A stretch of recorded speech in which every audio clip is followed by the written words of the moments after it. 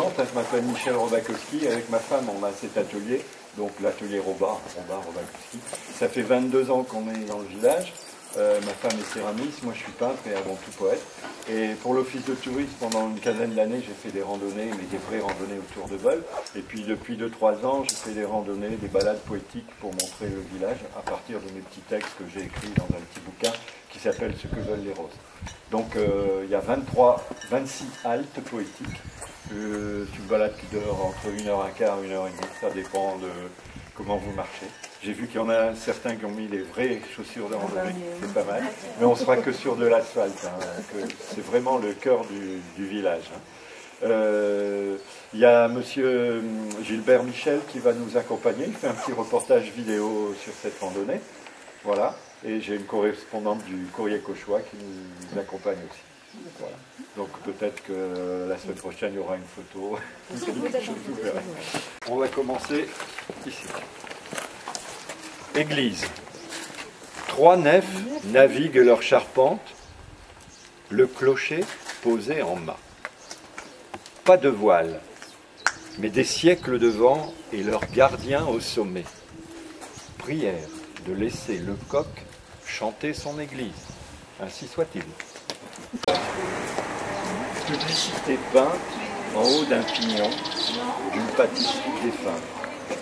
Que de regards à saliver ont goûté à ces mots. Reste aujourd'hui le sourire de la boulangère d'en face, tout en sucre. Alors là, vous avez une magnifique villa art déco. C'est l'architecte qui l'a fait, on a construit 3 ici, mais c'est la plus belle. Très prisé des touristes parce que bon, c'est un hôtel, mais il y a aussi un salon. Touristes.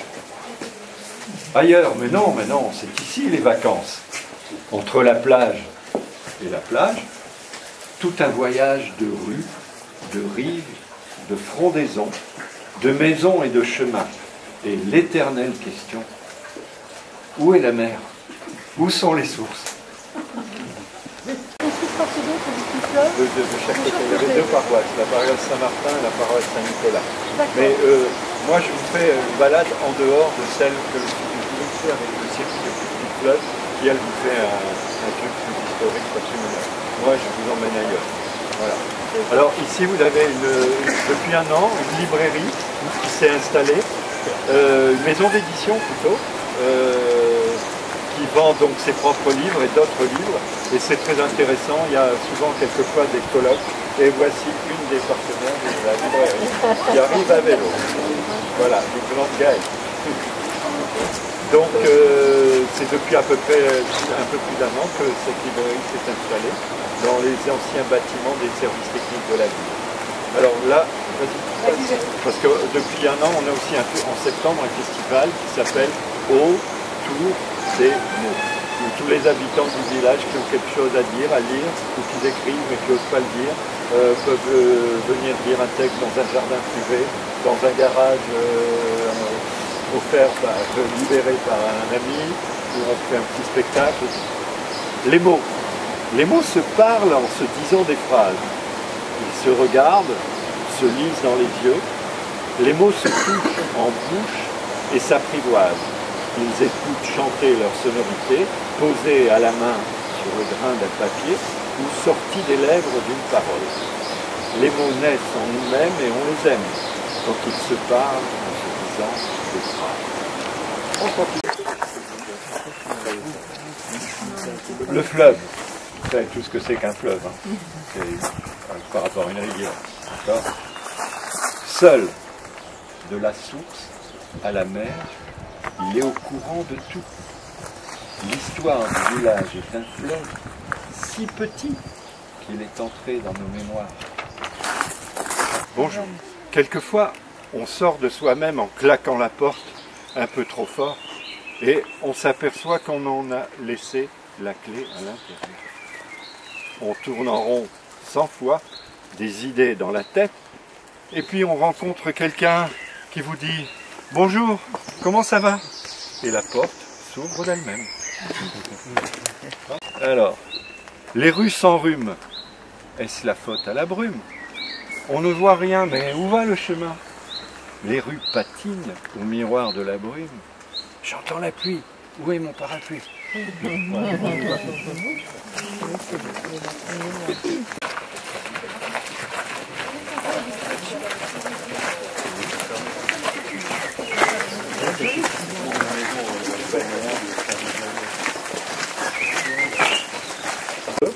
Parce qu'à 2 km d'ici, en sortant de Veules vers Dieppe, vous avez la chapelle du Val, qui était au Moyen-Âge une léproserie. Et les gens, les religieux qui gardaient cette léproserie, amenaient les malades par ce chemin pour les baigner dans l'eau de mer qui est salée, pour essayer de calmer leur douleur de peau. Voilà. Donc cette croix date du XVIIIe siècle. 3 degrés. D'un geste religieux, la main de l'homme a croisé le grès avec le temps pour exaucer les prières au passage des croyants. Et de l'autre côté, la rive gauche. Les toits. Est-ce la nuit qui a posé son chapeau d'ardoise sur les toits couleur de lune? Ici, quelquefois, le soleil dérange leur coiffure en posant ça et là des tuiles d'un bel argile. Ce bel argile des champs tout alentour.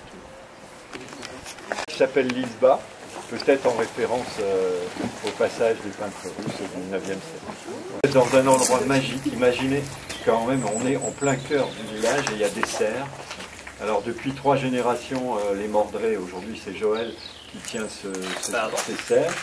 Et franchement, on est ailleurs quand on va rentrer dedans. Et en plus, l'été, il fait des expositions, soit de photos ou de peintures, avec des artistes qui viennent y accrocher leurs œuvres. On va aller voir à l'intérieur d'une serre, et je vais vous dire un petit peu. Vu à hauteur d'homme, c'est un damier de peau. Le soleil, beau joueur, laisse gagner la nature. Ceux qui aiment le mot fleur plantent là leur désir. Voilà, donc ici vous êtes à l'emplacement de la mairie et l'emplacement de l'ancien couvent des pénitents. Et tout ce qui reste, c'est la chapelle qui sert d'un lieu d'expo. Et en ce moment, il y a une exposition d'une artiste aussi. Et derrière, vous avez les tennis. Et vous avez aussi un club bar. Vous voulez prendre un verre pour venir jouer les. C'est plus bel endroit de vol ou prendre un verre. Voilà, c'est très silencieux et calme. Et voilà. Et je voulais vous montrer. On s'est arrêté ici devant une sculpture d'un artiste russe. Alors, en hommage aux artistes peintres, sculpteurs velés. Alors, un hommage aussi à tous ces peintres russes qui sont venus à la fin du XIXe siècle. Les noms, Polenov, Bogolyov et Répine. Voilà. Bah oui, parce que Dominique, c'est lui qui a fait le petit chemin des peintres russes un peu. Et donc, un petit texte sur les peintres russes. Mouillés de la lumière d'ici, les pinceaux de ces peintres ambulants prenaient l'air et le paysage. Fin de siècle ouvragé de voyage, leurs tableaux ne bougent plus. Ils éclairent les musées de Russie. Voilà. Je pense qu'il n'y a aucun tableau, peut-être un en France. Il y en a un à Caen. Ouais. Il avait donné à qu'on mette un peu. Ils étaient sous contrat parce qu'ils revenaient. Une cavée. On en trouvera tout à l'heure sur le chemin une vraie cavée qui est restée cavée, c'est-à-dire chemin de terre, et là qui a été goudronné. Mais ce qui est intéressant, c'est les arbres. Par grand vent d'orage, les arbres parlent dans les cavés. Racines et souvenirs d'enfance remontent jusqu'aux branches. N'est-ce pas notre propre existence qui les écoute? D'ici s'enroule et roues coulent dans le puits si proche. Ils sont tous les deux unis pour la vie et pour le patrimoine. Ici, les perspectives s'ouvrent des fenêtres pour des regards en oblique. Les rues marchent suivant l'humeur du vallon et le sourire du fleuve. Au clocher de l'église, l'horloge croise le regard des passants en se demandant si elle ne devrait pas s'arrêter un moment. C'est le cas de l'autre côté. Village plein écran se projette ici en version originale. Des parfums apprivoisent les rues de la couleur des jardins renversés. Le mois de mai pousse vers l'été ces demoiselles en fleurs. Je respire alors ce que veulent les roses. Dans l'endroit préféré, mon endroit préféré, voilà. C'est une des rares cavées encore dans sa nature. Voilà. Alors qu'est-ce qu'une cavée? Une cavée, c'est un terme qu'on trouve souvent dans le pays de Caux. C'était des chemins creusés par l'homme pour relier les villages. Et comme il y avait du vent, on les plantait d'arbres de haute tige, des frênes, des hêtres, des chênes. Et maintenant, souvent, ces cavées ont été bétonnées ou goudronnées pour faire des chemins. Dans des villages, pour faire des lotissements, ils coupent un côté de la cavée où il y avait des arbres. Voilà. Mais celui-ci, il est très joli puisqu'il s'appelle Cavé du Marché.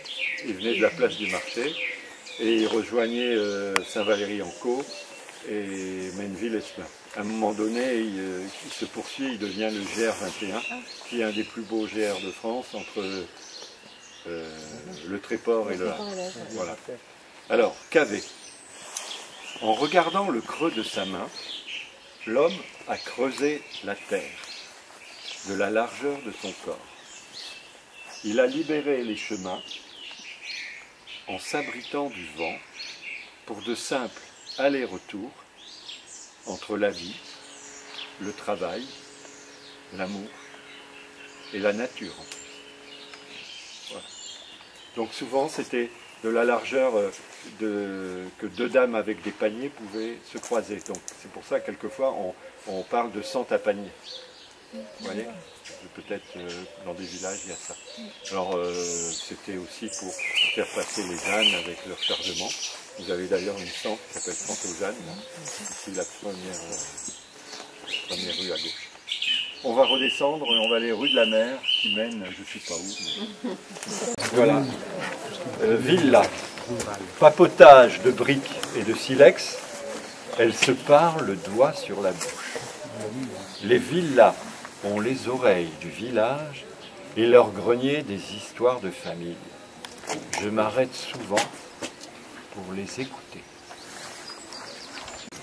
Marche contre marche, le vallon prend de la hauteur. Touche de piano des pas promeneurs, écoutez la vue qui se lève, montée ou descendue, petite musique des escaliers et des pieds. Donc escalier mon désir. Le plus grand escalier du village porte ses pas de gré au voisinage du désir. La villa garde le souvenir d'une demoiselle aux chignons et aux jupes longues, mémoire du temps jadis. 1149 mètres. Je suis le plus petit de plus d'1 kilomètre. Je ne compte pas mon temps, mais plutôt mes centimètres. Ma longueur est source de polémique. Je suis un fleuve arithmétique. Au XIXe siècle, l'abbé Retou avait de l'embonpoint et il aimait croiser les paroissiennes dans ce petit passage. Je ne sais pas pourquoi. Le chant du coq, du haut de son église, est connu des mémoires paysagères. De village en village, il est le signal de l'arrivée ou du retour. Pour le pêcheur, c'est le chemin vers le port. Pour le marcheur, c'est le chemin lui-même. Et pour le poète, c'est le chemin qui me mène à vous dire au revoir et à bientôt. Voilà. Voici se termine donc la petite balade. Et si jamais vous êtes intéressé, tous ces textes, on peut les retrouver dans un petit bouquin qui s'appelle « Ce que veulent les roses » qui est en vente à l'atelier. Voilà, avec des tas de petits croquis. C'est 80 mots qui expriment l'âme du village. Et vous avez des petits croquis. Voilà. Eh bien, merci de m'avoir accompagné. Merci. Et à la prochaine. Et n'hésitez pas à venir à Dole, sauf entre le 14 juillet et le 15 juillet. On va organiser d'autres